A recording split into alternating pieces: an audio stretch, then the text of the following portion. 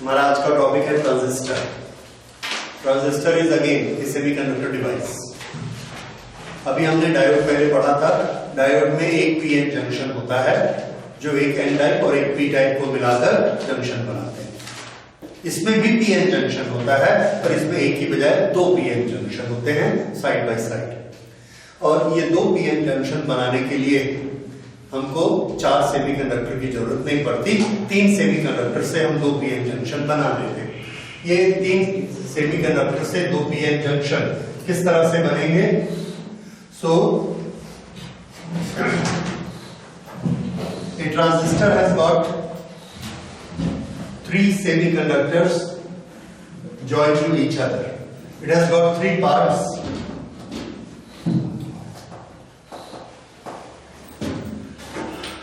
There may be one N-type semiconductor which is sandwiched between 2 P-type semiconductors. So there is one junction here, Pn, and there is another junction here. इस तरह से 2 junction बन जाते हैं। दूसरे तरीके से भी हो सकता है।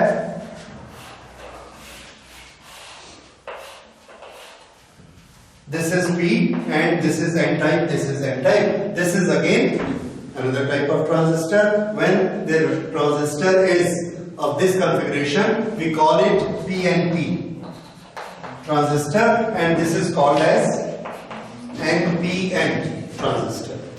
ठीक है, तो PNP बीच में कौन है? N. NPN जैसा नाम सजेस्ट कर रहा है, बीच में P रहेगा। ओके, इसके ये 3 पार्ट्स होते हैं और इसमें से ये 2 जंक्शन। पहले इसका नोमेनक्लेचर। ये जो तीनों इसके पार्ट्स हैं, इसका नोमेनक्लेचर हम करते हैं। बीच का ये जो पार्ट है, this we will call base, this will be called emitter, and this is collector. There is no change here, भले P type हो या N type हो, बीच वाला हमेशा क्या होगा? Base. One side is emitter, one side is collector. Okay, emitter और collector दोनों N type हैं, दोनों एक जैसे दिख रहे हैं। Then how to differentiate? इनमें क्या अंतर होता है? तो पहले हम इन तीनों को डिस्कस करते हैं कि इनमें क्या डिफरेंस होता है। इन तीनों में 2 चीजों का डिफरेंस होता है, 2 कैरेक्टरिस्टिक। एक साइज और दूसरा डोपिंग का कंसंट्रेशन। ये अलग अलग होता है। तो base, emitter and collector, size and doping concentration. Base is very thin size. Emitter is moderate size. And collector is large sized. Right. और large. ये इनके साइज का अंतर होता है। तो सबसे बड़ा कौन? साइज में सबसे बड़ा कलेक्टर। ओके। उसके बाद डोपिंग। इसकी बेस की doping light, very light doping. Emitter strongly doped and this collector moderately doped. तो ये डोपिंग का डिफरेंस और ये साइज का डिफरेंस, ये इनमें डिफरेंस होता है। ओके, वर्किंग का डिफरेंस फिर देखते हैं कैसा। फिलहाल फिजिकल कैरेक्टरिस्टिक में ये इनके डिफरेंस होते हैं, ये आपको याद रखने हैं। ओके, तीनों से कनेक्ट करने के लिए हम इसमें से 3 टर्मिनल निकाल सकते हैं, जैसे मर्जी निकाल सकते हैं। हम चाहे तो ऐसे 3 टर्मिनल निकाल लें, हम चाहे तो ऐसे 3 टर्मिनल निकाल लें।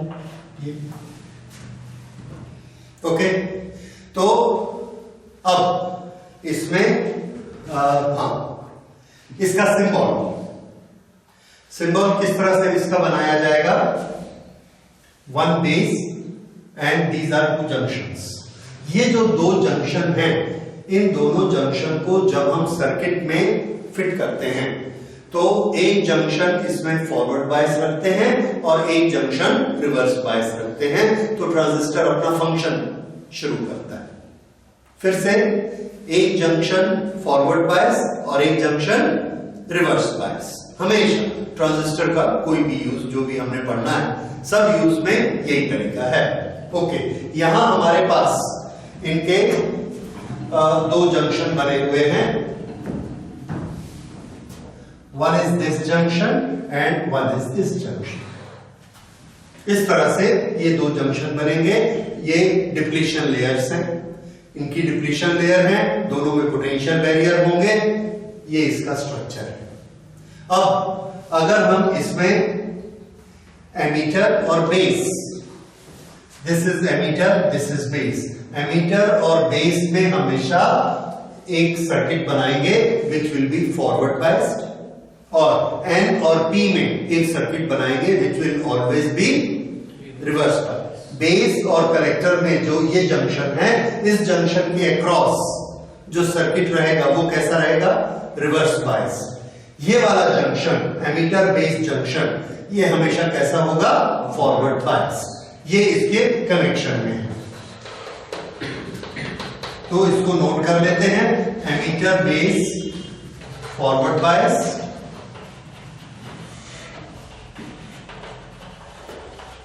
और base collector this will always be reverse biased. Forward bias लगाने से क्या होता है, तो आंसर है फॉरवर्ड बायस लगाने से वो जंक्शन की विड्थ कम हो जाएगी, पोटेंशियल बैरियर की हाइट कम हो जाएगी, थोड़ी वोल्टेज बढ़ाने से बैरियर खत्म हो जाएगा and this junction will become a conductor.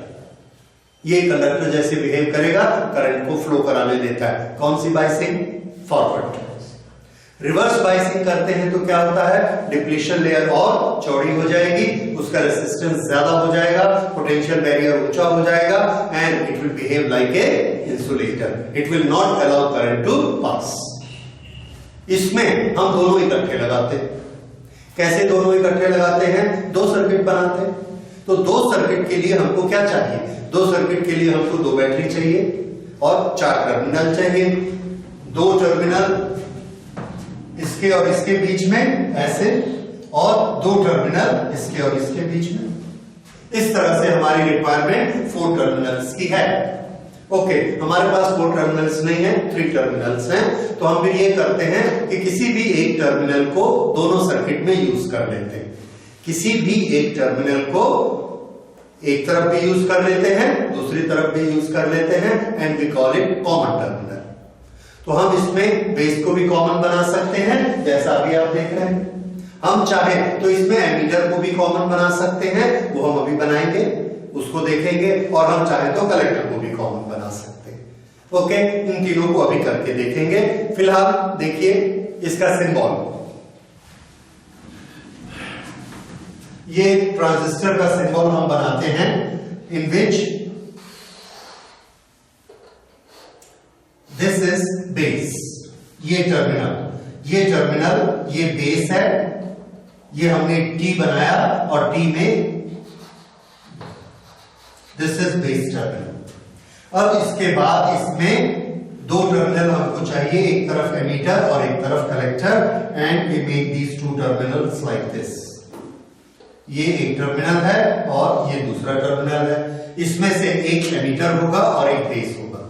अब इनको हम पहचानेंगे कैसे कि कौन सा एमीटर है और कौन सा बेस है। तो किसी भी एक लाइन में हम एरो बना देते हैं। Arrow indicates flow of current, flow of positive charges. तो जिसमें एरो बनाएंगे, ये हम लोगों ने एग्री कर लिया कि एमीटर वाले में हमेशा एरो बनेगा, तो हमने ये वाले में एरो बनाया। तो ये टर्मिनल कौन सा डिक्लेयर हो गया, एमीटर। जिसमें एरो बनेगा वो क्या माना जाएगा, एमीटर, या जो एमीटर होगा उसमें हम एरो बनाएंगे। ये एमीटर हो गया, तो तीसरा कौन सा बच गया, collector. This is now collector. Okay, तो ये हमारा इसका सिंबल बना ट्रांजिस्टर का। बाद में जब हम और एडवांस स्टडी करते हैं तो हम देखते हैं कि ये भी हमारा कोई खास यूज नहीं है, ये इसको भी हम हटा सकते हैं। This is transistor. ओके, तो ये भी साइन ठीक है, वो भी साइन ठीक है, आप दोनों में से कोई भी यूज कर सकते हैं। अब ये देखिए,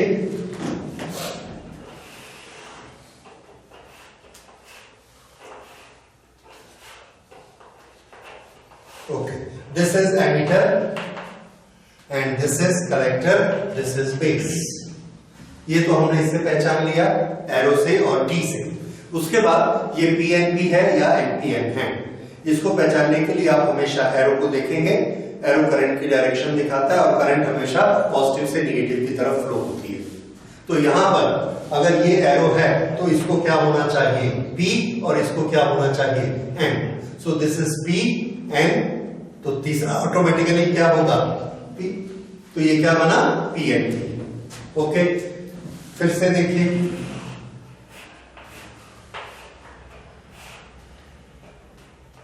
ये अब मुझे बताइए ये टर्मिनल कौन सा है, एमीटर। दिस इज ना एमीटर, क्योंकि इसमें एरो है। ये वाला टर्मिनल दिस इज कलेक्टर, और ये जो P के नीचे है ये base. So this is base, emitter and collector. अब ये एनपीएन है या पीएनपी है, तो इसको हम देखेंगे एरो को। एरो के पीछे क्या होता है, P, और सामने क्या होता है, N, क्योंकि करंट किधर से किधर फ्लो करती है, पॉजिटिव टू नेगेटिव। तो ये अगर P है और ये N है, तो बताइए ये क्या होगा, N। तो ये कौन सा ट्रांजिस्टर हुआ, NPN। और ये कौन सा है, PNP।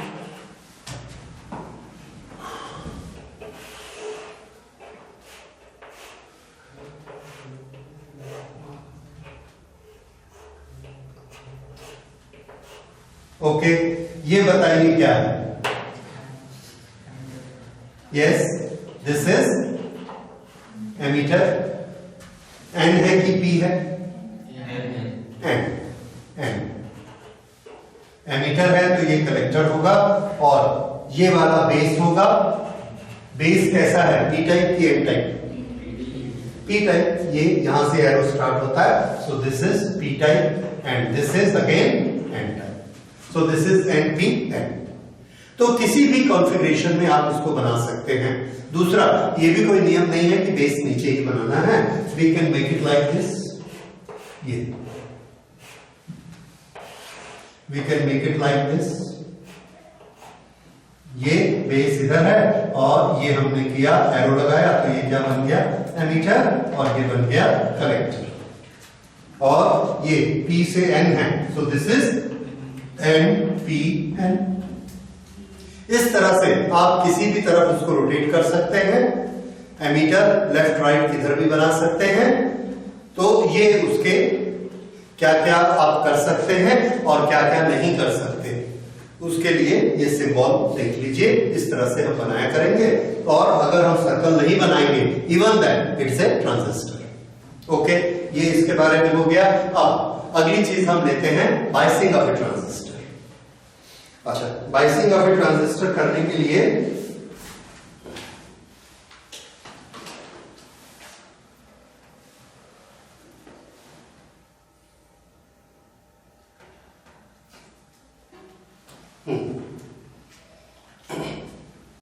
तो ट्रांजिस्टर में वोल्टेज अप्लाई करने के लिए हमारे पास दो जंक्शन हैं और दोनों में हम दो सर्किट बनाएंगे।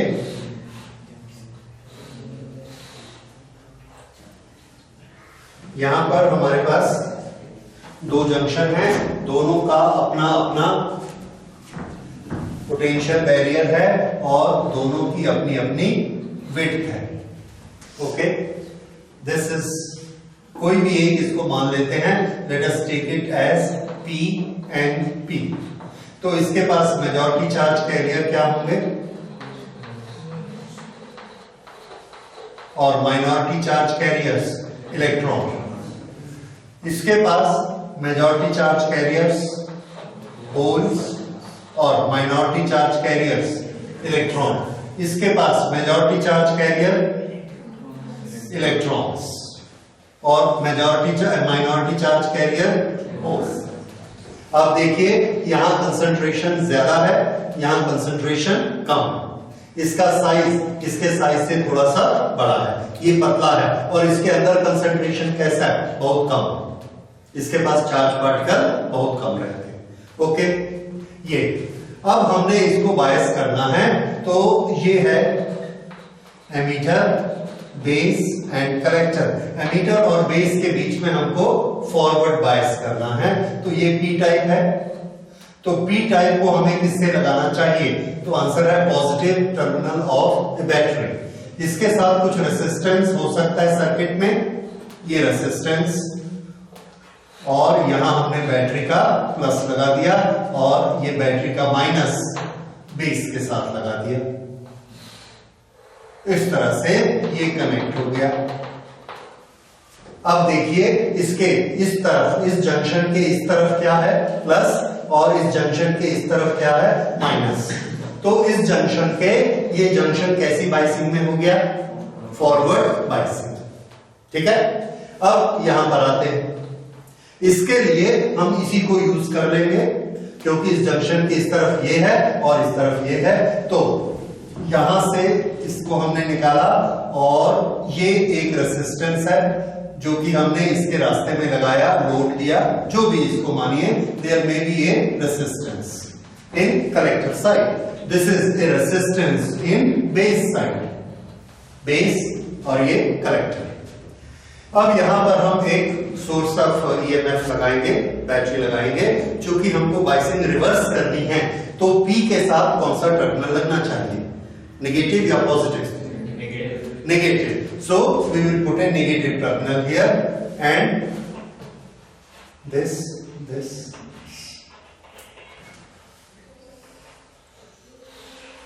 अगर हम इसको ऐसे ज्यादा लाइंस बनाते हैं, what does it show?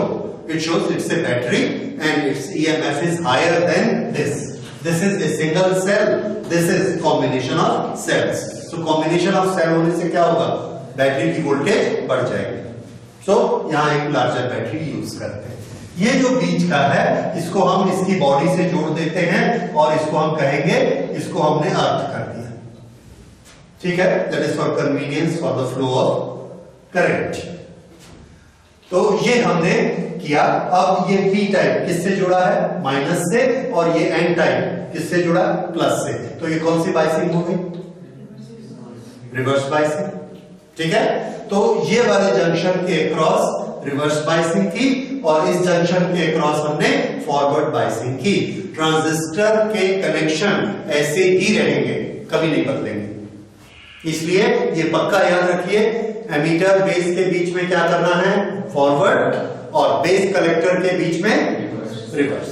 Collector हमेशा रिवर्स बाइस में जाएगा और एमीटर और बेस हमेशा फॉरवर्ड बाइस में जाएंगे। ओके, जब हमने ऐसा किया तो क्या होगा? तो फॉरवर्ड बायस में ये जो बीच में लेयर बनती है, डिप्लीशन लेयर, इसका क्या होता है? ये इसकी विड्थ कम होते जाती है, विड्थ कम होते जाती है, और थोड़ी देर में ये वोल्टेज बढ़ाते बढ़ाते ये एक कंडक्टर बन जाएगा, इसकी विड्थ पूरी खत्म हो जाएगी। ये हमने पढ़ा फॉरवर्ड बायस का। तो इसके पास कुछ रेजिस्टेंस था, मान लीजिए 10 रेजिस्टेंस था, 10 से वो 9, 8, 7, 6, 5 करके बाद में 2 हो गया। 2 नॉर्मल कंडक्टर का रेजिस्टेंस होता है, तो ये लेयर पूरी खत्म हो गई। और ये अब हम देखते हैं कि ये कैसे कन्वर्ट हो गया। तो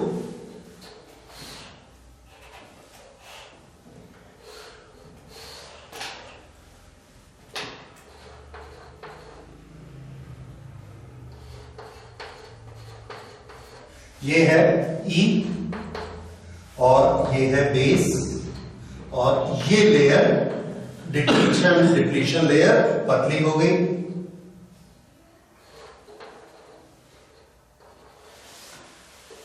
बेस, इस लेयर का क्या होगा?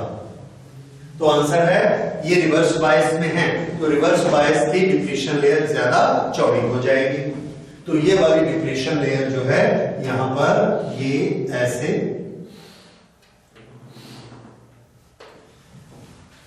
ज्यादा चौड़े हो गई। अगर ज्यादा चौड़ी हो गई तो ये किसके इक्विवेलेंट है? मोर रेजिस्टेंस और लेस रेजिस्टेंस? मोर रेजिस्टेंस, क्योंकि ये करंट को मेजॉरिटी चार्ज कैरियर की करंट को पास नहीं होने देगी। ओके, ये ऐसा हो गया। तो यहां पर हमने क्या लगाया हुआ है? दिस इज फॉरवर्ड बायस, ये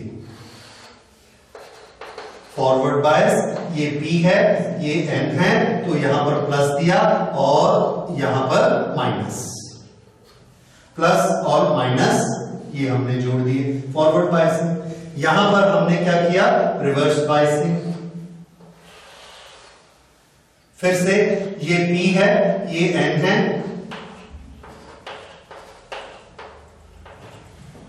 और इसका कनेक्शन कैसे होगा, minus, and this will B plus, minus plus. ये रिवर्स बायसिंग, ये फॉरवर्ड बायसिंग। तो इसके जो डिप्लीशन लेयर है इस पर ध्यान दीजिए, इसकी डिप्लीशन लेयर गायब, यहां से यहां तक कंडक्टर बन गया, और ये वाला जो है जो सेमी कंडक्टर था ये अभी क्या बन गया, इंसुलेटर बन गया। क्यों, डिप्लीशन लेयर इसकी और चौड़ी हो गई। फिर से इन दोनों के पास रेसिस्टेंस था 10 ओम 10 ओम, दोनों के कनेक्शन हमने कर दिए। ये 10 ओम छोटा होकर हो गया 1 ओम, ये 1 ओम में ये आराम से जाएगा, लेकिन ये जो 10 ओम है ये बड़ा होके 19 ओम हो गया। यहां का रेसिस्टेंस यहां चला गया, क्या हो गया, इधर का रेसिस्टेंस इधर चला गया, इसका रेसिस्टेंस बढ़ गया। तो इसमें एक्शन क्या हुआ, एक्शन है there is a transfer of resistance from this junction to this junction. तो इस जंक्शन से इस जंक्शन तक क्या एक्शन हो रहा है, ट्रांसफर ऑफ रेसिस्टर, जिसमें रेसिस्टेंस होता है उसको क्या कहते हैं, resistor. So there is a transfer of resistor from here to here. इसलिए हमने ये जो डिवाइस है इसका नाम रखा ये दिस, क्या नाम बना इसका, ट्रांजिस्टर। तो इसका नाम क्या होता है, ट्रांजिस्टर। सो ट्रांजिस्टर किससे बना है, ट्रांसफर ऑफ रेसिस्टर्स। तो जो रेसिस्टेंस ये था इसकी ट्रांसफर हो गई, and this is the action of transistor.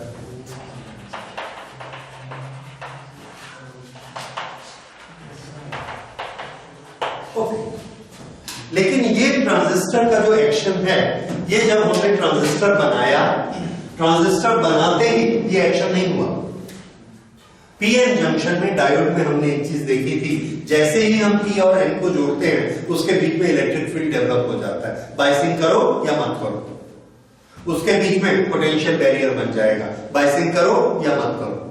तो पीएन जंक्शन अपनी कैरेक्टरिस्टिक ले आता है विदाउट बाइसिंग। लेकिन ट्रांजिस्टर का जो एक्शन है, ट्रांसफर ऑफ रेसिस्टर, ये कब सामने आता है, जब हम इसकी बाइसिंग करते हैं।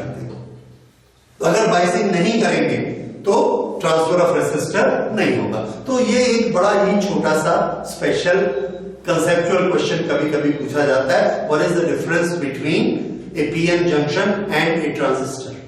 तो आंसर है PN junction has it characteristics even if it is not biased. और उसकी कैरेक्टरिस्टिक क्या है, उसके बीच में एक इलेक्ट्रिक फील्ड होता है रिवर्स डायरेक्शन में। लेकिन the transistor shows its characteristic of transfer of resistance only when it is biased, when it is given potential differences. Okay, तो हमने यहां पर दो सर्किट बनाए, ये चीज अब आपको समझ आ रही है। अब ये जो दो सर्किट बनाए हैं इसमें बहुत तरह से वैरायटी हो सकती है, डिफरेंट तरीके से हम ये सर्किट्स बना सकते हैं, अलग अलग कॉन्फ़िगरेशन करके ये सर्किट बना सकते हैं। जैसे ये जो सर्किट हमने बनाया है, पहले ये देखिए, अगर इस सर्किट को हम सिंबल के फॉर्म में शो करना चाहते हैं तो कैसे होगा। तो ये जो चीज है, ये इसको हमने बनाया, ये ट्रांजिस्टर, इसमें हमने कॉमन दोनों तरफ किसको यूज किया है, बेस को। तो जिस चीज को दोनों तरफ आपने यूज किया है, नॉर्मली ड्राइंग करने में उसको नीचे रखना कन्वीनियंट होता है, तो उसको हम बेस को नीचे रख देते हैं जस्ट फॉर कन्वीनियंस। ओके, ये हमारी इच्छा है हम इधर एमीटर रखें या इधर रखें, क्योंकि हमारी आदत इधर की है तो हम इधर रख देते हैं एमीटर। अगर हम NPN बनाना चाहते हैं तो यहां पर हमको NPN ये ऐसा रखना पड़ेगा, ये ट्रांजिस्टर। अब इस ट्रांजिस्टर में यहां पर कौन सा जंक्शन है, तो आंसर है एमीटर टू बेस जंक्शन। यहां पर यहां कौन सा जंक्शन है, तो यहां पर बेस टू कलेक्टर, यहां पर जंक्शन, और ये कलेक्टर आ गया। एनीवे उसकी यहां हमको ज्यादा जरूरत नहीं पड़ेगी, बट वी शुड अंडरस्टैंड कि ये दोनों यहां पर हैं। अच्छा, अब इसमें हमको फॉरवर्ड बायस करना है, किस किस में, एमीटर और बेस। तो फॉरवर्ड बायस के लिए हमने ये रेसिस्टेंस है और यहां पर ये कौन सा टाइप है, एन की पी, बोलिए बोलिए, एन, ये वाला पी, ये वाला एन, तो ये किस टाइप का ट्रांजिस्टर है, एन पी एन। अगर ये एन है तो फॉरवर्ड बायस में इसको किससे कनेक्ट करना चाहिए, नेगेटिव टर्मिनल से कि पॉजिटिव से, तो आंसर है नेगेटिव टर्मिनल से। नेगेटिव टर्मिनल से हमने कनेक्ट किया और ये पॉजिटिव टर्मिनल ये, ओके ऐसा। अगर ये NPN की जगह PNP हो, जैसे ये है PNP, तो हमको क्या चीज चेंज करनी पड़ेगी बताइए, एरो, एरो की डायरेक्शन, ये ऐसा बना दिया। अब ये क्या बन गया, PNP, तो इधर हमको क्या लगाना पड़ेगा, प्लस, और इधर माइनस। तो इसी को हमने अगर बनाया तो ऐसा बनेगा, और यहां पर हम कर देंगे प्लस और यहां पे माइनस, इस तरह से हो गया।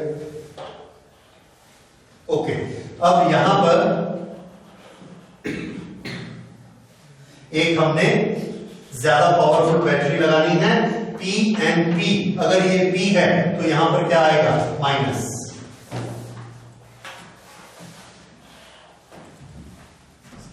ओके, मान लीजिए हमने इसमें किसी लैंग्वेज को यूज नहीं किया। अलग अलग देशों में अलग अलग लैंग्वेज यूज होती है, इंग्लिश, जापानीज, चाइनीज, जर्मन, और वो दूसरी लैंग्वेज नहीं जानते, इसलिए हम लोगों ने ये फोटो वाली लैंग्वेज बनाई। ये फोटो वाली लैंग्वेज हमको देखिए, इसमें कोई भी हमने लैंग्वेज यूज नहीं की है। ये डायग्राम किसका है, ट्रांजिस्टर, वी नो इट। ये टर्मिनल कौन सा है, एमीटर, ये वाला बेस, ये वाला कलेक्टर, ठीक। ये दोनों किसके हैं, रेसिस्टेंस। ये क्या चीज है, बैटरी। बड़ी वाली लाइन क्या दिखाती है, पॉजिटिव, किससे जुड़ा हुआ है, P से। छोटी लाइन क्या दिखाएगी, नेगेटिव, किससे जुड़ा हुआ है, P से। कुछ भी नहीं लिखा जाएगा, फिर भी हमको सब कुछ समझना आना चाहिए, ठीक है। तो इतना नॉलेज हमारा डेवलप हो जाना चाहिए कि कोई भी लैंग्वेज में कुछ भी नहीं लिखा हो, सिर्फ ये डायग्राम है, even that we should be able to understand it, that this is plus, this is minus, this is PNP, this is collector, this is emitter, this is base, this is plus, this is minus, this is resistance with base, and this is resistance with collector.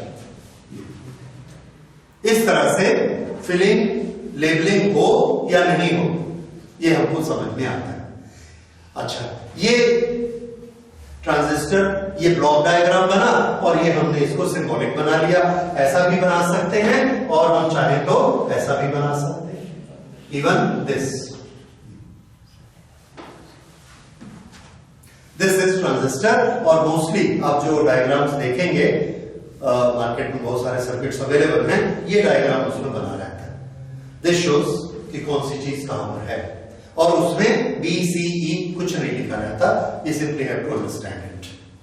अच्छा, अब इसमें देखिए हम जो ये configuration करते हैं, क्या ऐसा ही हमको हमेशा करना पड़ेगा?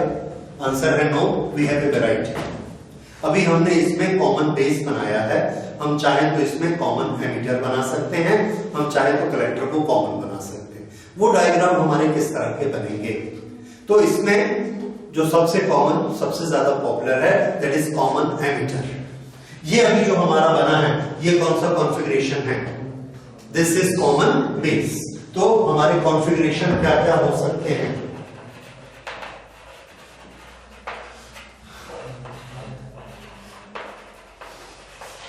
कॉमन बेस,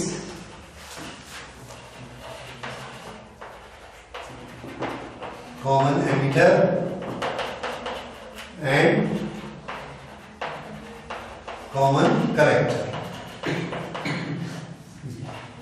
इस तरह से हम सर्किट 3 तरह से क्रिएट कर सकते हैं। ये कैसा सर्किट है?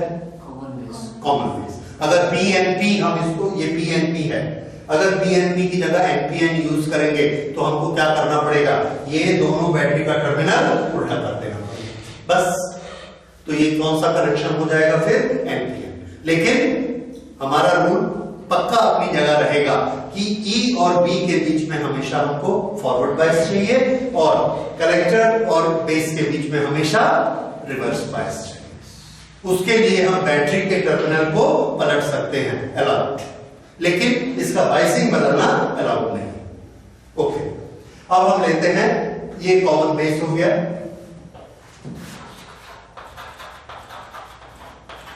Common base. अब लेते हैं कॉमन एमिटर।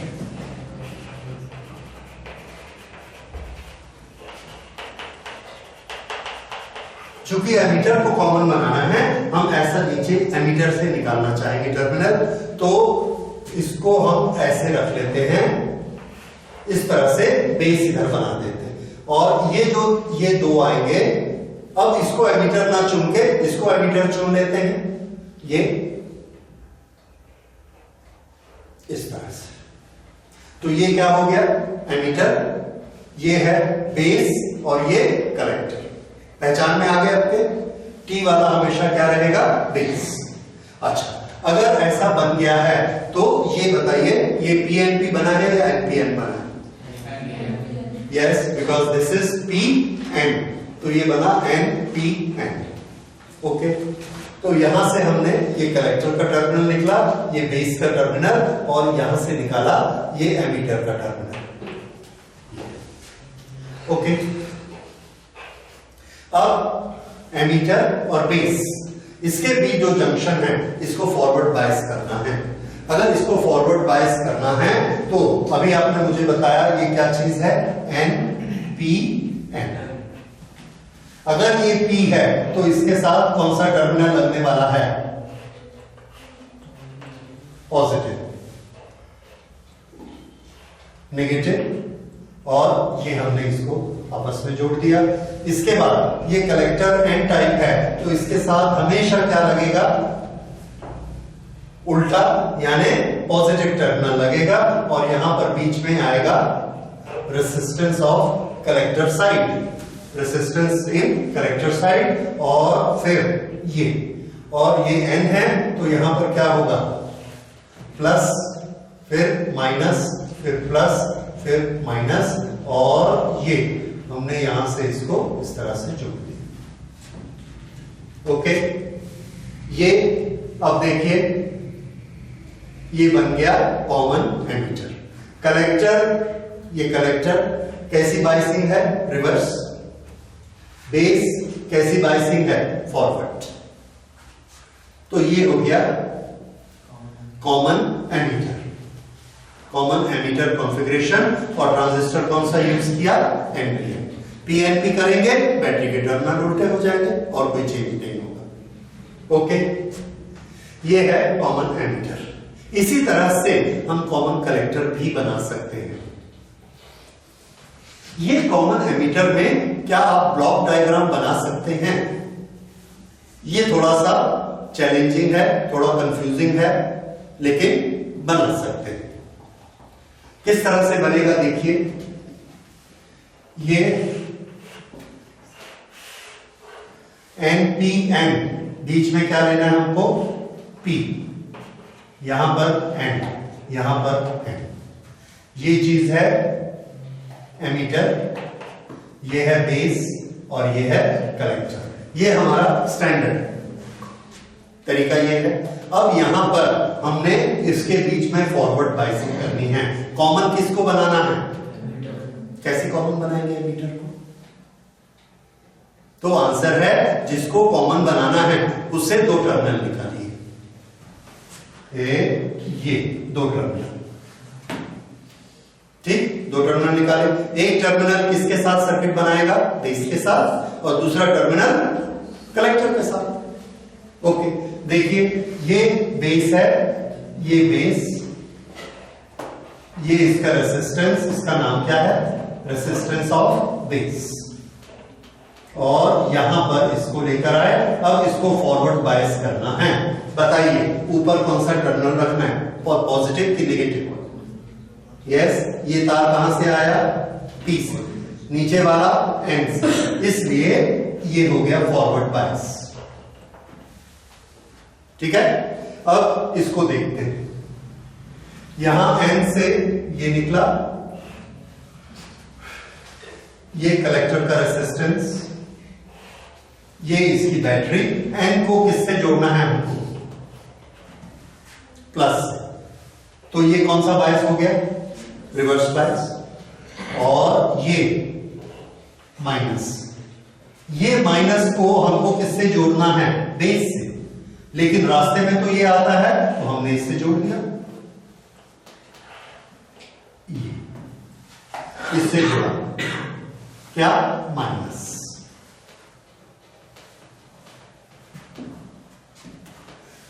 ये बन गया।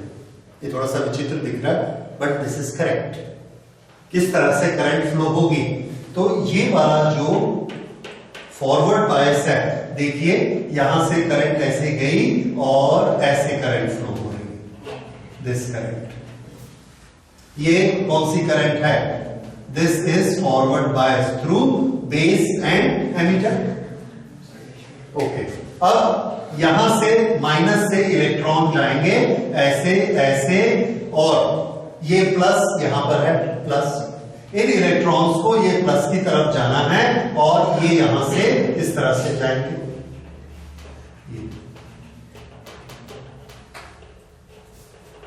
ये जा सकते हैं क्योंकि हमको मालूम है कि जो माइनॉरिटी चार्ज कैरियर हैं वो करंट फ्लो कराते हैं।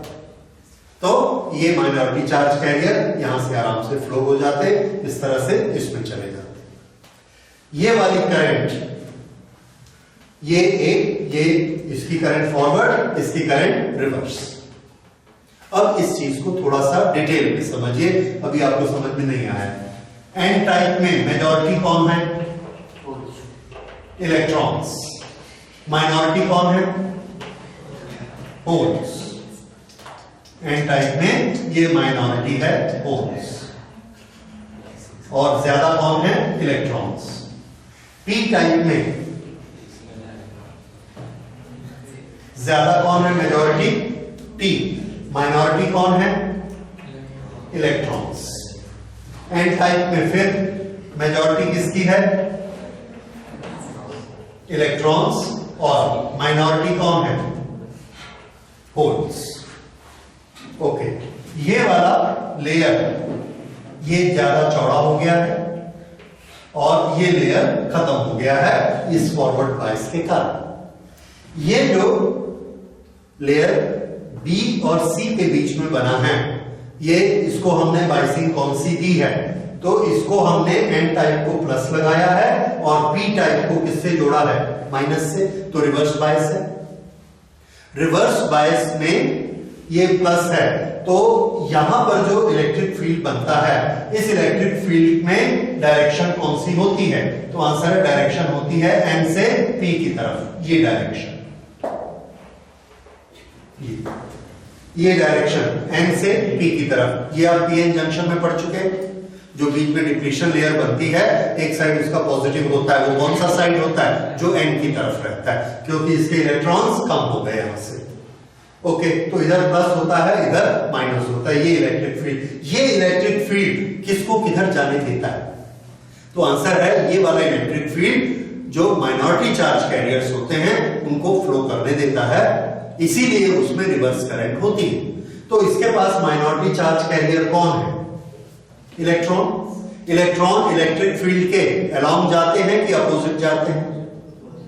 इलेक्ट्रिक फील्ड के अपोजिट। तो ये इलेक्ट्रॉन यहां से ऐसे बड़े आराम से इसको पार करके चले जाते हैं। कौन नहीं जा सकता? Majority charge carrier. Majority charge carrier कौन है यहाँ पे? होल। होल इधर नहीं जा सकते। इसके मेजॉरिटी चार्ज कैरियर कौन है? इलेक्ट्रॉन। इलेक्ट्रॉन इधर नहीं जा सकते। तो मेजॉरिटी चार्ज कैरियर का चलना बंद रिवर्स बायस में, और किसका चलना चालू रहता है? Minority charge carriers. यहां माइनॉरिटी चार्ज कैरियर कौन है? इलेक्ट्रॉन। इलेक्ट्रॉन इधर जा सकते हैं। अब ये जो रास्ता है ये किसके लिए खुला और किसके लिए बंद? इलेक्ट्रॉन के लिए खुला और होल्स के लिए बंद। लेकिन यहां पर हमने एक चालाकी ये की है कि इसको इसके साथ जोड़ा है और ये रास्ता खोल दिया है फॉरवर्ड बायस करके। जब हम इस रास्ते को खोलते हैं तो इधर से भीड़ किसकी आती है? Majority charge carriers. और यहां मेजॉरिटी किसकी है? इलेक्ट्रॉन्स। ये सब यहां आ जाते हैं और यहां आके अपना नाम बदल लेते हैं। अभी अपना नाम क्या रख लेते हैं? Minority charge carriers. इधर ये क्या थे? मेजॉरिटी। क्यों? ये एन टाइप था। जैसे ही ये यहां पर आएंगे पी टाइप में, पी टाइप में इलेक्ट्रॉन क्या होते हैं? माइनॉरिटी। तो ये क्या बन जाएंगे? Minority charge carrier, electron. और इलेक्ट्रॉन के लिए ये बॉर्डर खुला, पार कर सकते हैं। तो ये सारे के सारे इलेक्ट्रॉन धड़धड़ा के इसको पार करते हैं और इधर चले जाते हैं। तो ये करंट कैसी हो जाती है? Very high. कौन सी करंट? आईसी। ये कहां से निकल रही है करंट? कलेक्टर से। तो एमीटर से कलेक्टर बड़े आराम से करंट फ्लो होती है और बहुत ज्यादा होती है। क्यों? क्योंकि ये बैरियर हमने किसको रोकने के लिए बनाया? मेजॉरिटी चार्ज कैरियर पी इधर ना जा सके। और हमने ये सोचा कि ये माइनॉरिटी क्या है? माइनस। एन को अलाउ कर दिया। लेकिन एन आ कहां से गए? एमीटर से। और एमीटर से एन कितने आए? बहुत ज्यादा। वो सारे के सारे एन इसको पार करके चले गए और उन्होंने क्या बनाया? IC current which is very large. अब यहां पर फॉरवर्ड करंट फ्लो हो रही है।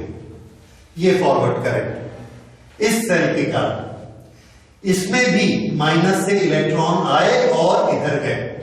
लेकिन जब यहां से इलेक्ट्रॉन जाते हैं तो इसके पास, बेस के पास ओरिजिनली कितने इलेक्ट्रॉन थे? तो आंसर है उसकी डोपिंग बहुत लाइट होती है, तो उसके पास ओरिजिनली इलेक्ट्रॉन बहुत कम होते हैं।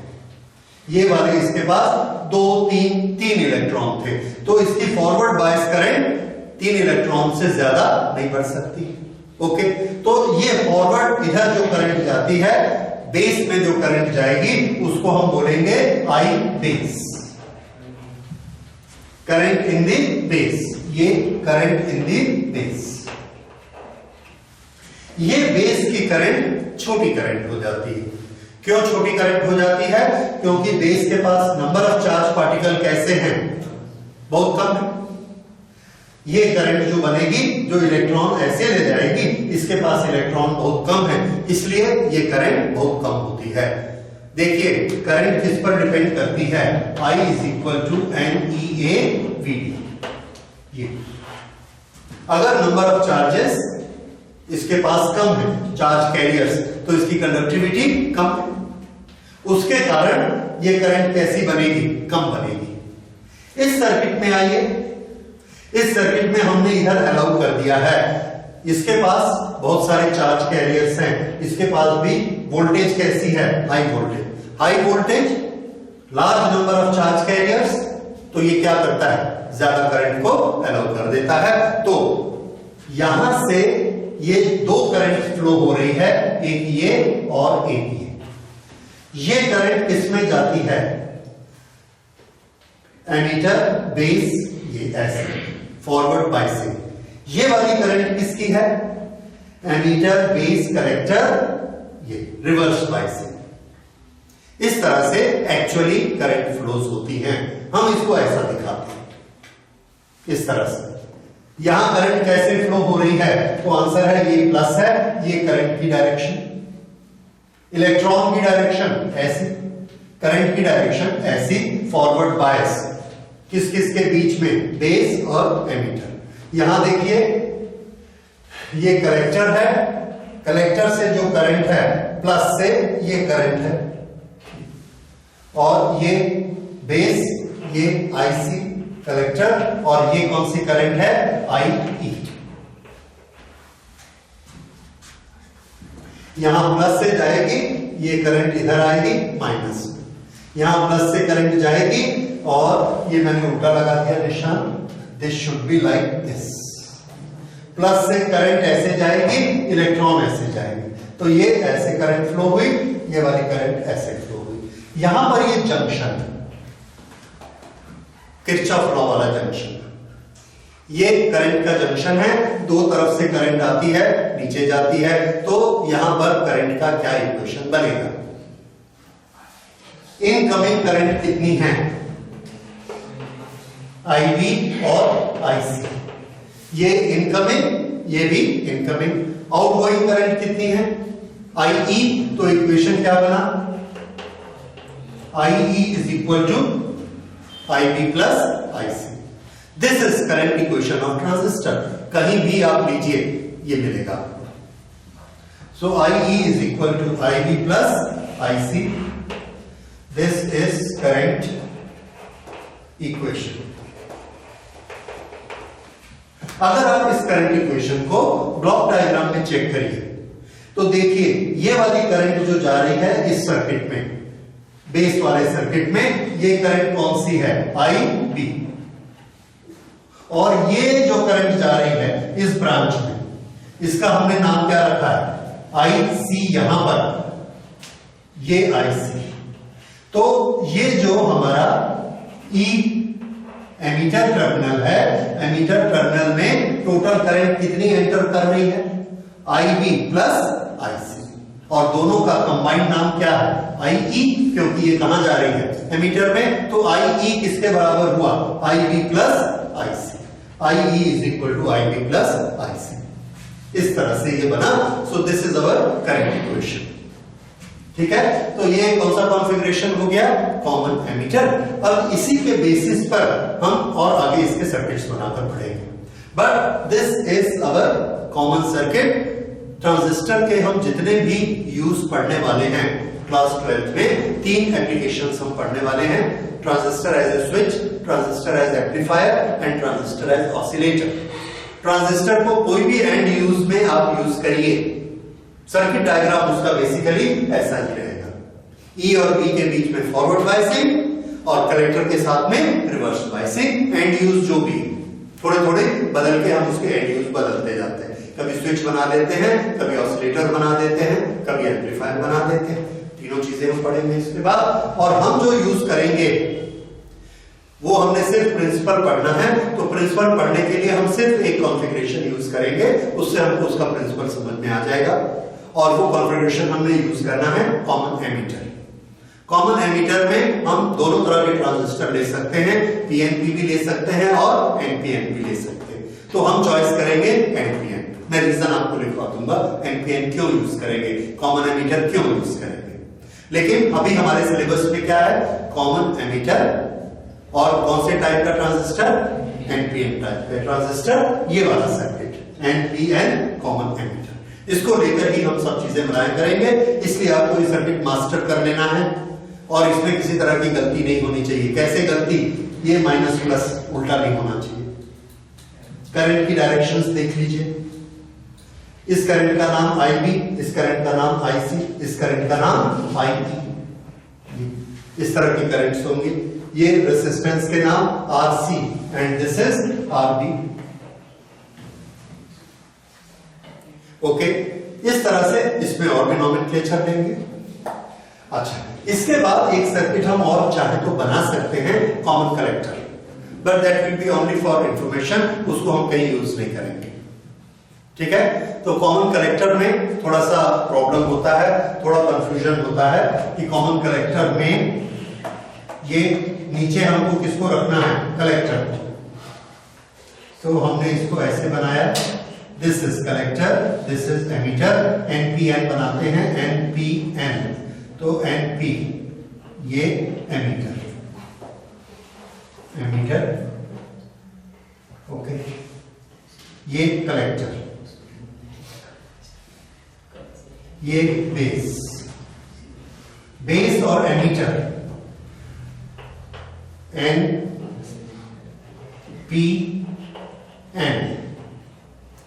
P के साथ हमको कौन सी बायसिंग देनी है? प्लस माइनस, ये प्लस को कहां दिया हमने बेस के P के साथ और ये माइनस। अच्छा, अब यहां पर ये n आया,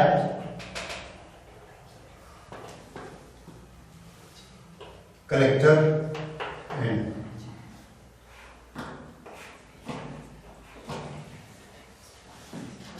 प्लस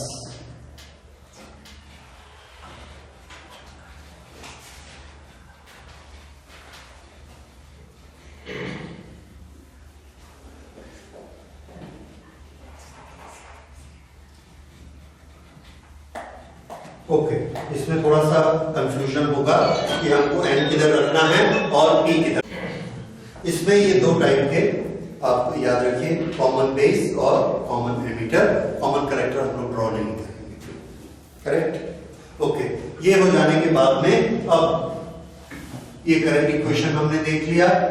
फिर से देख लीजिए, एक्शन क्या था हमारा, ट्रांसफर ऑफ रेजिस्टर। ये एक्शन कब मिलता है, जब हम बाइसिंग करते हैं। बाइसिंग कितने तरह की होती है, तो आंसर है बाइसिंग इसमें 3 तरह की हो सकती है। ये कॉमन कॉन्फ़िगरेशन 3 तरह का हो सकता है, कॉमन बेस, कॉमन एमिटर और कॉमन कलेक्टर। इसमें हमने कौन कौन से दिखाए हैं, कॉमन बेस और common emitter.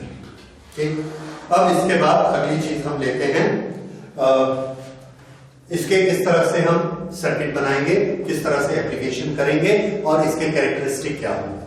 What is meant by characteristics of A transistor. Okay, तो कैरेक्टरिस्टिक्स, ओके, कैरेक्टरिस्टिक का मतलब हम लोग जानते हैं the graph between voltage and current. कौन सी वोल्टेज कौन सी करंट, तो आंसर है एक जंक्शन के दोनों तरफ जो वोल्टेज लगाते हैं, उस वोल्टेज को जब हम चेंज करते हैं तो उस जंक्शन में जाने वाली करंट कितनी कितनी चेंज होती है। अगर इसका ग्राफ बनाएंगे तो उसको क्या बोलेंगे, कैरेक्टरिस्टिक। अब इसमें 2 जंक्शन है, एक जंक्शन किस किस के बीच में है, E और B के बीच में। B और E के बीच में एक जंक्शन है।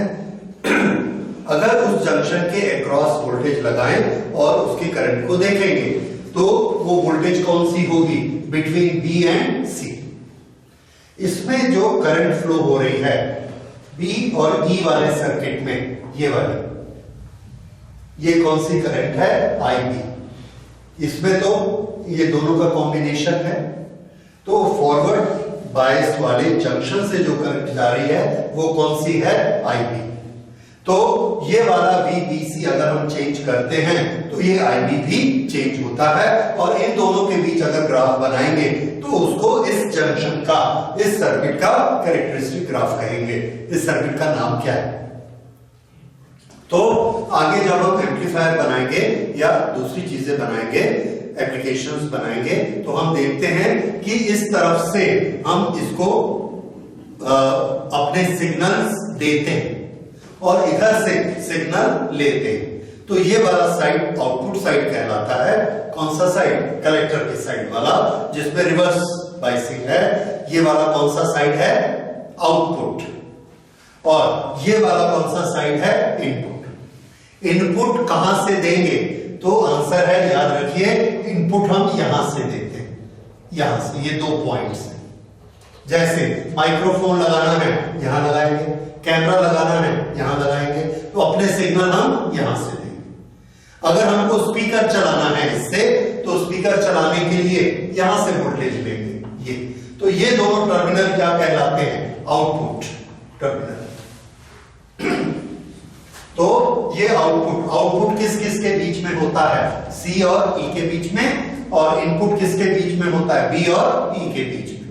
इनपुट में कौन सी बाइसिंग है, forward biasing, and this junction act as a conductor.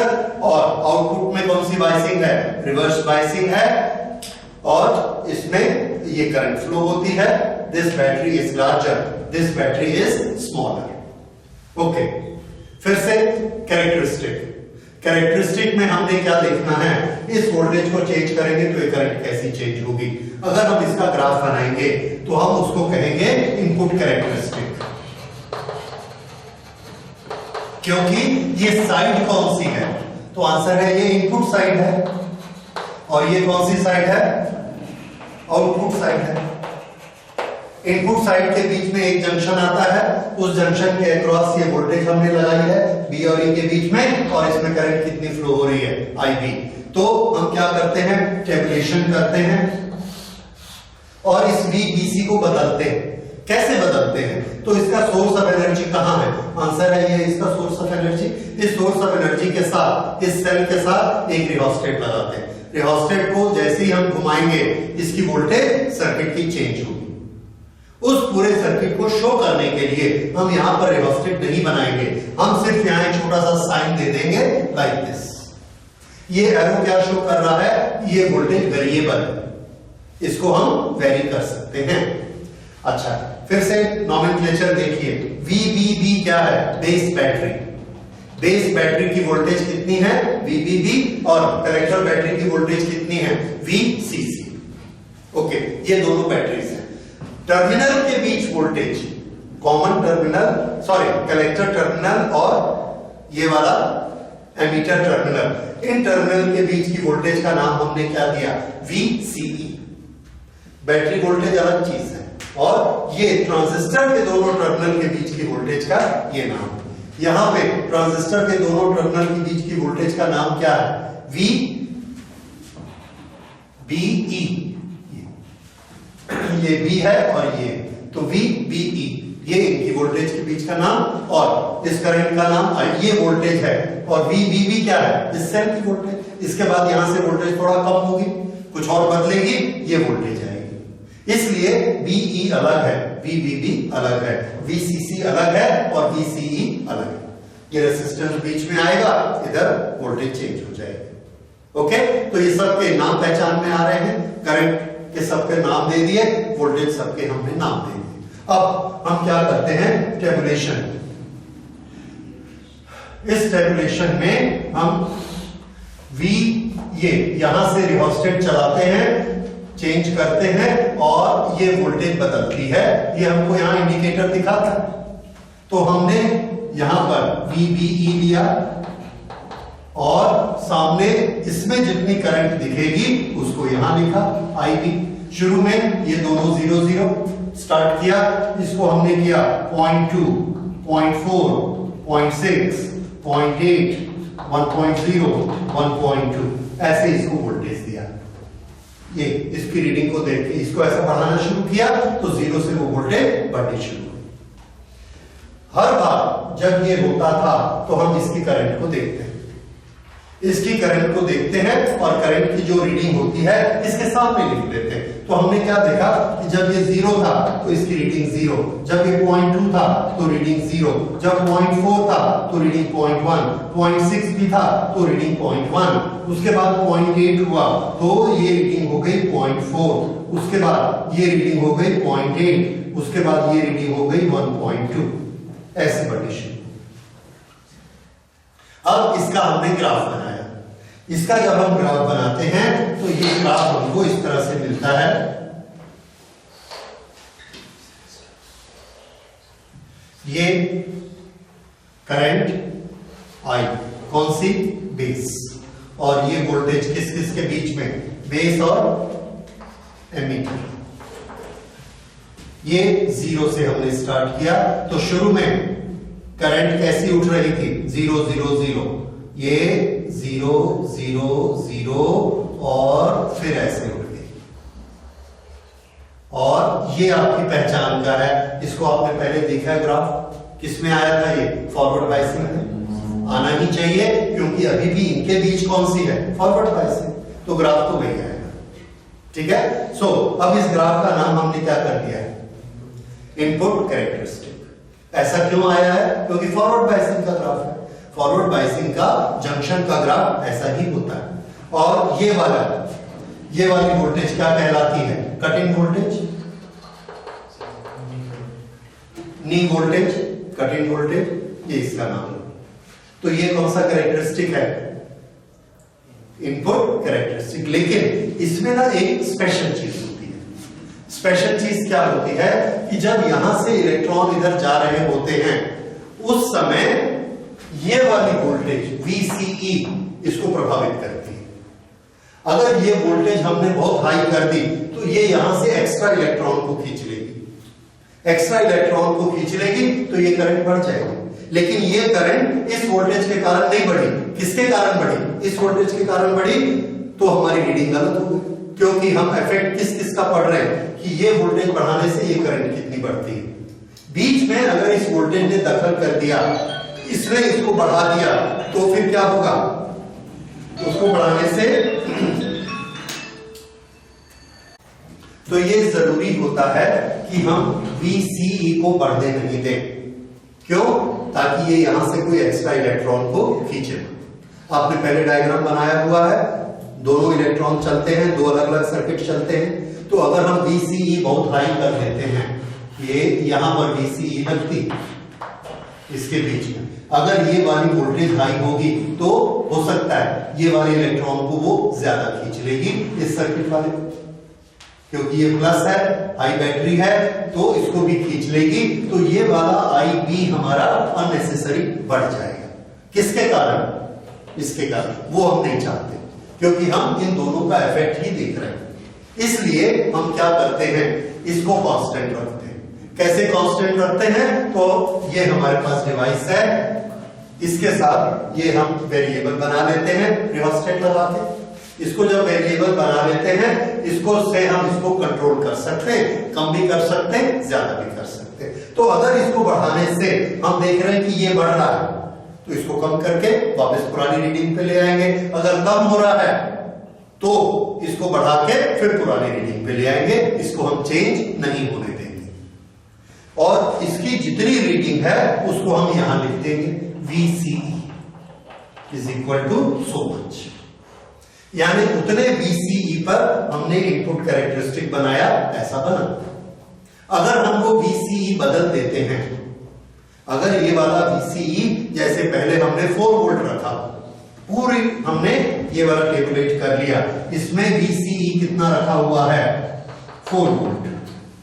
दूसरी बार हमने इस VCE को 6 वोल्ट कर दिया, 6 वोल्ट करके कांस्टेंट। हर रीडिंग के लिए VCE को कितना कर रहे हैं? 6 वोल्ट। तो हम देखते हैं कि ये हमारा ग्राफ थोड़ा सा अलग बनता है। किस तरह से अलग बनेगा? ये बना, मान लो VCE 4 वोल्ट, VCE 6 वोल्ट का कैसा बनता है? वो भी यहां से ऐसा ही जाता है, उसका कट इन वोल्टेज उतना ही होता है, ये ऐसा और ये ऐसा चला। ये अलग हो गया, क्यों? क्योंकि इसका VCE हमने कितना रखा था? 6। इस तरह से अगर हम VCE चेंज करते हैं तो ये ग्राफ चेंज हो जाता है, ठीक है, लेकिन कट इन वोल्टेज चेंज नहीं होता, वो उतना ही रहता है। करंट की वैल्यू चेंज हो जाएगी, ये हो सकता है, ठीक है। तो ये VCE का इफेक्ट होता है। तो VCE को क्या रखना है? कांस्टेंट।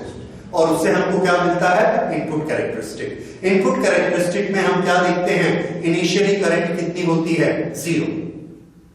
जब ये हम वोल्टेज बढ़ाते चले जाते हैं तो ये वोल्टेज बढ़ाते बढ़ाते जब कट इन वोल्टेज आएगी तब इसमें करंट स्टार्ट होगी, और ये करंट बदलते जाएगी। ये यहां पर करंट इतनी है, इस वोल्टेज पे करंट इतनी है, इस वोल्टेज पर करंट इतनी है। तो शुरू में कैसी थी करंट? 0। कट इन वोल्टेज के बाद करंट बदलते जा रही है, जैसे जैसे V बदलता है वैसे वैसे करंट बदलती है, जैसा ओम्स लॉ में होता है। V बढ़ाते जाओ, करंट बढ़ती जाएगी। ये कौन सा हो गया? Input characteristic. अब आउटपुट कैरेक्टरिस्टिक देखिए। आउटपुट कैरेक्टरिस्टिक में हम किस किस के बीच ग्राफ बनाएंगे? Output characteristic,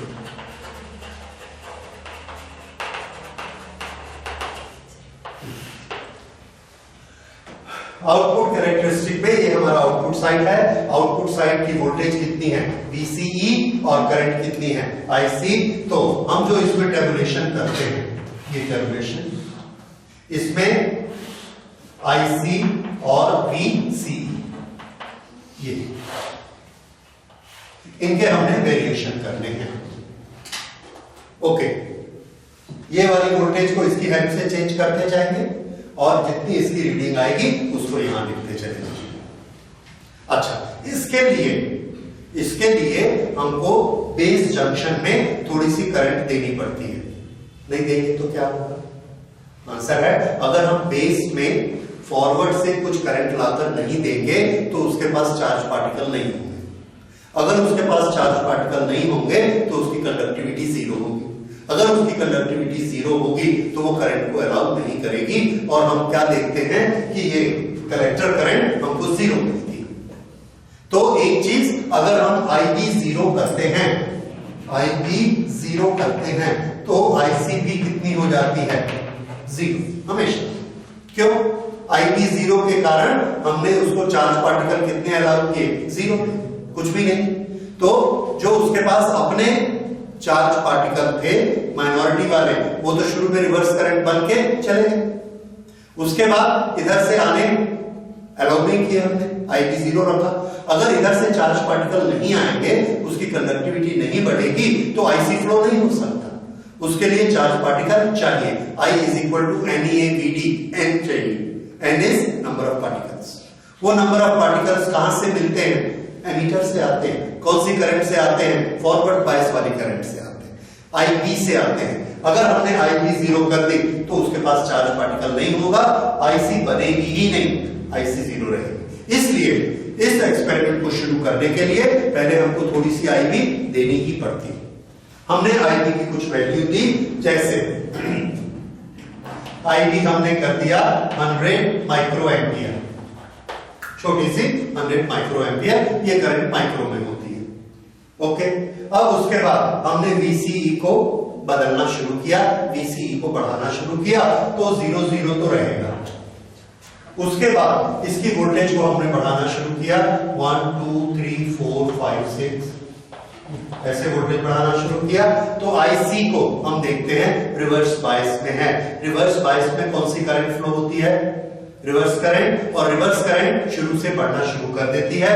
this become 1 2 3 4 4 4 4 4। ये क्या हो गए?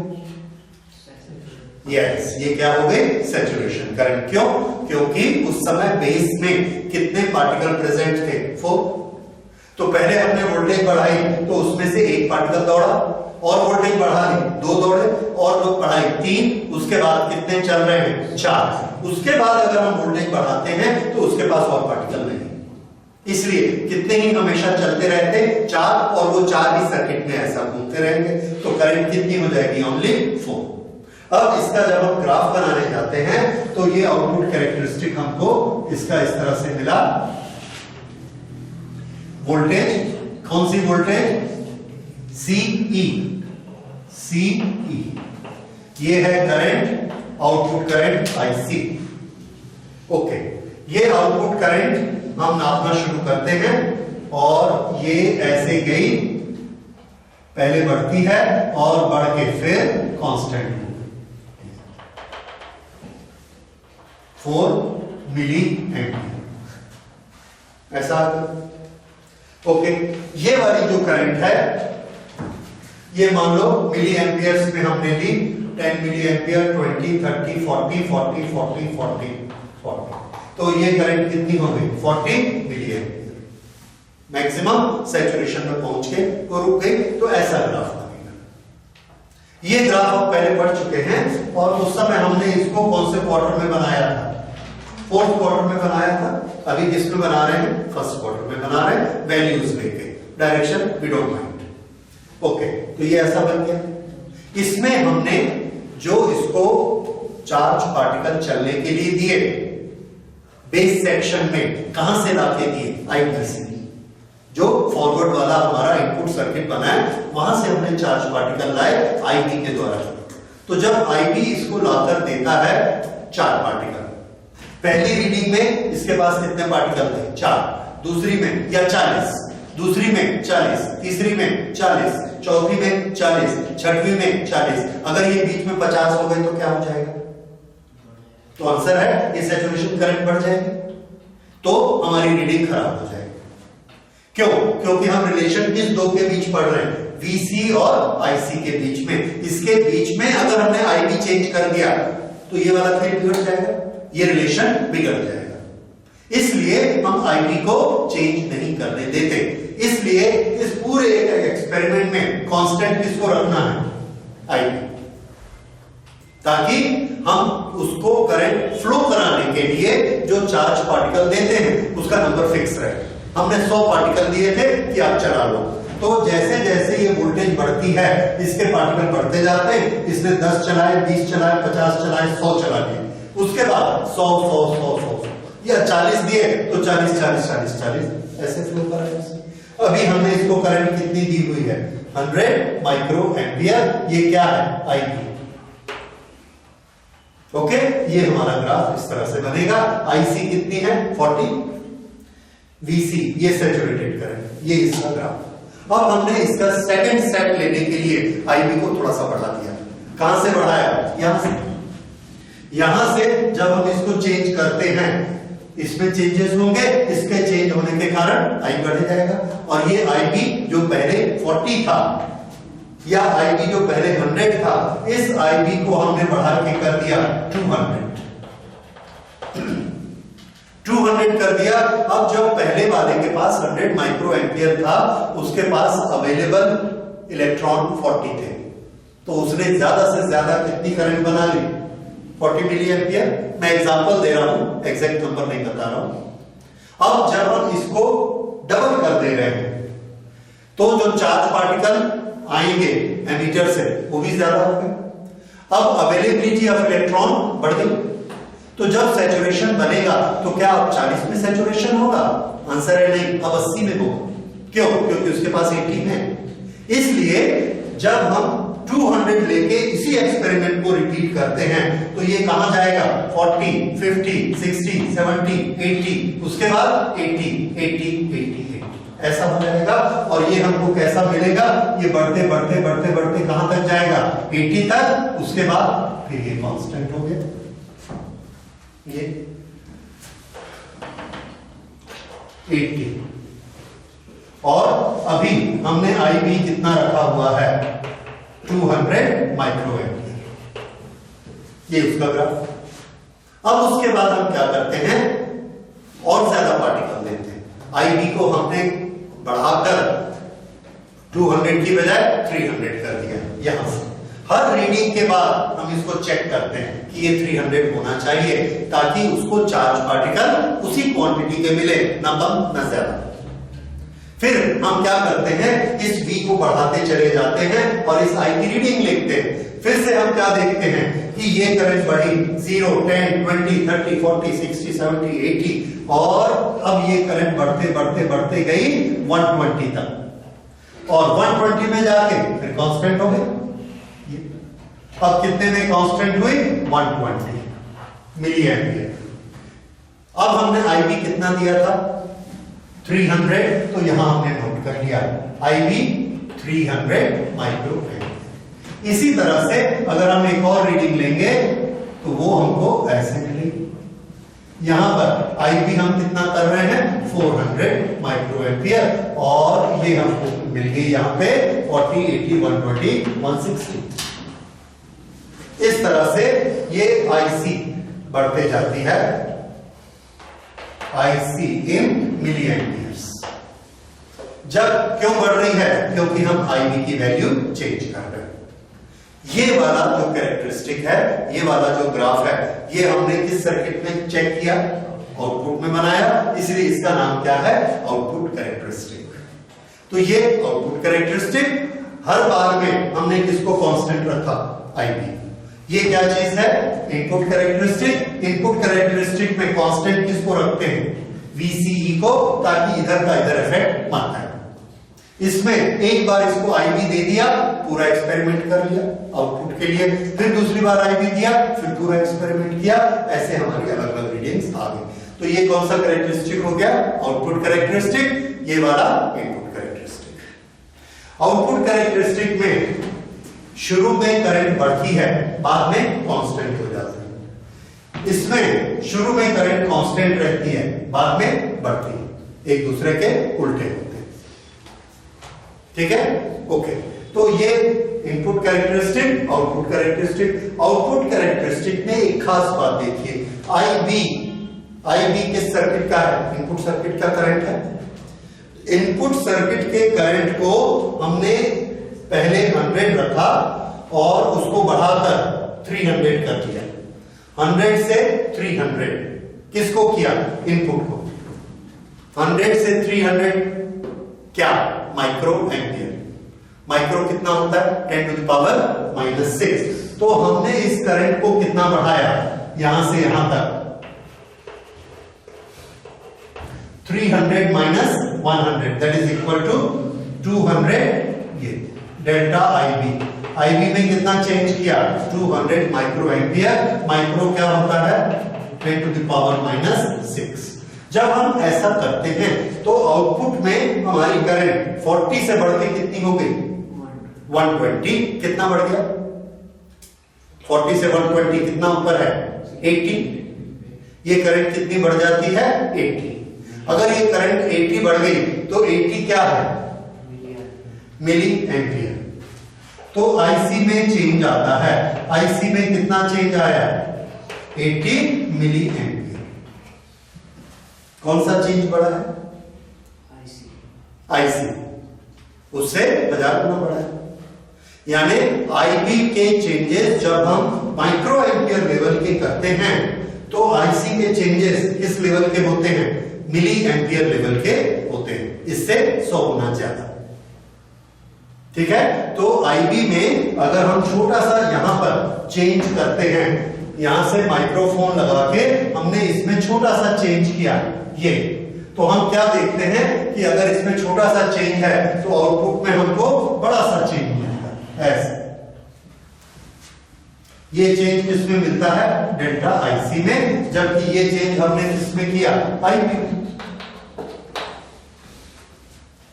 इसी को कहते हैं एम्प्लीफिकेशन।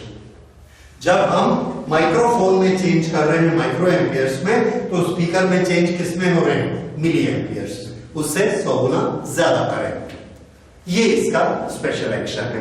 अभी उस एक्शन को हम लोग डिटेल में पढ़ेंगे, इसलिए उसकी चिंता मत करिए कि एम्प्लीफिकेशन समझ में आया या नहीं। अभी फिलहाल हम डिस्कस कर रहे हैं कैरेक्टरिस्टिक। तो ये फॉरवर्ड और ये रिवर्स कैरेक्टरिस्टिक में आपको खासकर ध्यान देना है। एक पर्टिकुलर आईबी रखने से आईसी ऐसे चेंज होते हैं, दूसरा आईबी रखने से फिर आईसी चेंज होगा, तीसरा आईबी रखने से फिर आईसी चेंज होगा। और ये वाला अगर ये वोल्टेज है या ये वोल्टेज है या ये वोल्टेज है, कोई फर्क नहीं पड़ता। ये देखिए 100 to 300, 200, 200, 200, हर बार चेंज कितना है? 200 माइक्रो एम्पियर के लिए सामने का चेंज कितना है? 80 मिली एम्पियर। भले आप इस वोल्टेज पे ऑपरेट कर रहे हैं, भले इस पे कर रहे हैं, भले इस पे कर रहे हैं। हाँ, इधर नहीं करना चाहिए, इधर ही करना चाहिए। तो इसमें छोटा सा चेंज आईबी का, बहुत बड़ा चेंज आईसी के फॉर्म में हमको मिलता है। ये ट्रांजिस्टर का कैरेक्टरिस्टिक है। This characteristic is known as amplification. तो ट्रांजिस्टर पहचाना जाता है अपने एम्प्लीफिकेशन कैरेक्टरिस्टिक से। तो ट्रांजिस्टर का मतलब ही होता है एम्प्लीफायर, ऐसा मानते हैं। और डायोड का या पीएन जंक्शन का सबसे ज्यादा यूज क्या है? रेक्टिफायर। तो उससे हम प्राइमरली क्या बनाते हैं? रेक्टिफायर। और ट्रांजिस्टर से प्राइमरली क्या बनाएंगे? एम्प्लीफायर। तो अब हम लोग अगली क्लास में पढ़ेंगे कि ट्रांजिस्टर के एप्लीकेशंस कौन से होते हैं, एज ए स्विच कैसे यूज करेंगे, एज ए एम्पलीफायर कैसे यूज करेंगे और एज ए ऑसिलेटर